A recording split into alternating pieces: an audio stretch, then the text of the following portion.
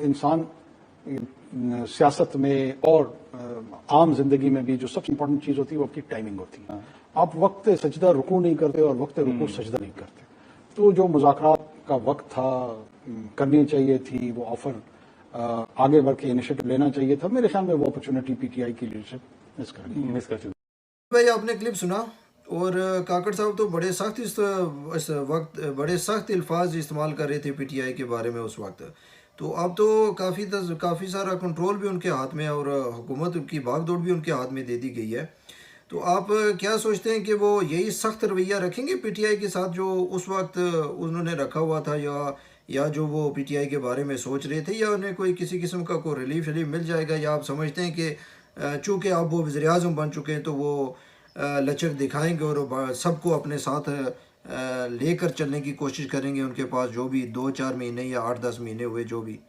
کیا کہیں گے اس کے اوپر؟ جی سر, بات اس طرح سے ہے نا کہ اگر آپ انوار الحق کاکڑ صاحب کا ماضی اٹھا کر دیکھیں اور جس جگہ پر وہ رہتے ہیں وہاں پر بھی اگر حالات دیکھیں تو آپ کو اس بات کا اندازہ بخوبی ہو جاتا ہے کہ انوار الحق کاکڑ صاحب ایسی شخصیت ہیں جو بہت زیادہ حد تک محب وطن ہیں. شاید میرے اور آپ سے زیادہ پیار کرتے ہیں وہ پاکستان کے ساتھ. بلوچستان جیسے ایریا میں جہاں پہ بغاوتیں اکثر اٹھتی رہتی ہیں وہ وہاں پر بھی پاکستان زندہ باد کا نعرہ لگاتے ہیں, اور سر عام جو بھی باغی ہیں پاکستان کے جتنے بھی وہاں پہ وہ باغی جماعتیں ہیں وہ ان سب سے ایک قسم کا انہوں نے اعلان جنگ کیا ہوا ہے کافی سالوں سے. تو سر بات یہ ہے کہ جب نون لیگ کی حکومت تھی بلوچستان میں اور وہ گرائی گئی تھی اس میں بھی کافی زیادہ کردار تھا ان کا, اور انہوں نے اسٹیبلشمنٹ کا ساتھ دیا تھا اور نواز شریف کی حکومت گرا دی تھی بلوچستان میں.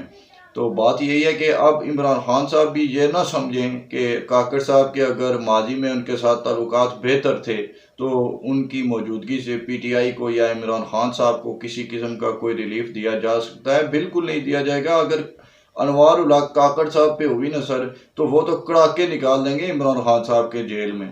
یہ پہلے کی سختیاں ساری بھول جائے گی پی ٹی آئی کے. پی ڈی ایم نے اس کے ساتھ یہ تو ان کا رونا روتے تھے نا, تو یہ بھول جائیں گے کہ ان کے ساتھ پہلے کچھ ہوا ہے اگر کاکڑ صاحب کے ہاتھ میں معاملات رہے.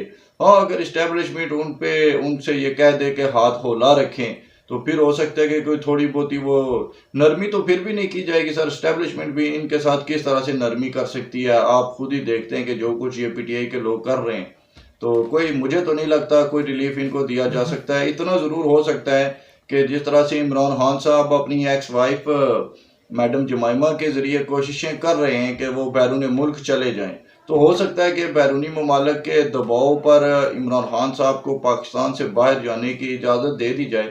اور اس کو بھی ریلیف تو نہیں کہا جا سکتا سر کہ اگر آپ ایک بندے کو پاکستان کی سیاست سے 8-10 سالوں کے لیے باہر کر دیں جس کی عمر 70 سے زیادہ ہو, تو پھر تو اس کا مطلب یہی ہے کہ وہ ان آفیشلی تا حیات نااہل ہی ہو گیا.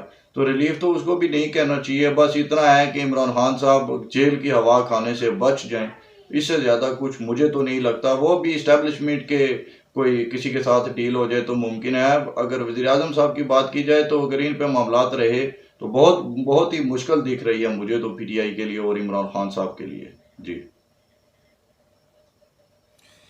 تو آپ کی نظر میں پی ٹی آئی کے لیے کہیں بھی کسی بھی ٹائم کے اندر جب تک کوئی فریش حکومت نہ بن جائے یا کوئی اپنا تگڑا منڈیٹ لے کر نہ آ جائے تب تک جیل سے باہر آنے کا کوئی چانسز نہیں؟ جی سر, فریش مینڈیٹ کوئی لے کر آ بھی گیا تب بھی پی ٹی آئی کے لیے کوئی کسی قسم کا کوئی مجھے تو نہیں دکھتا کہ ان کو کہیں پہ کوئی اقتدار پہ جگہ مل سکے گی مستقبل قریب میں. بالکل بھی نہیں لگتا. آپ دیکھیں تو ان کے خود بندے ہی ایسے ہیں سر. عمران خان صاحب کی بہنیں ان سے ملنے جیل میں نہیں گئی. شاہ محمود قریشی صاحب گھر میں بیٹھے ہوئے وہ ان سے ملاقات کے لیے جیل میں نہیں گئے. راجہ ریاض صاحب فرما رہے تھے کہ یہ شاہ محمود صاحب تو خود ہی ایک ڈیل کر کے آئیں کہ مائنس عمران خان کر کے وہ پی ٹی آئی کو چلائیں گے. تو یہ بات تو ہر خاص و عام جانتا ہے سر کہ عمران خان کو مائنس کر کے پی ٹی آئی کو نہیں چلایا جا سکتا. اس کا مطلب بڑا صاف ہے کہ P T I done and dusted کی جائے گی. اس کا 9 مئی کے واقعات کے بعد ایک پہلا فیز تھا. آپ نے بہت ساری پریس کانفرنسز دیکھی.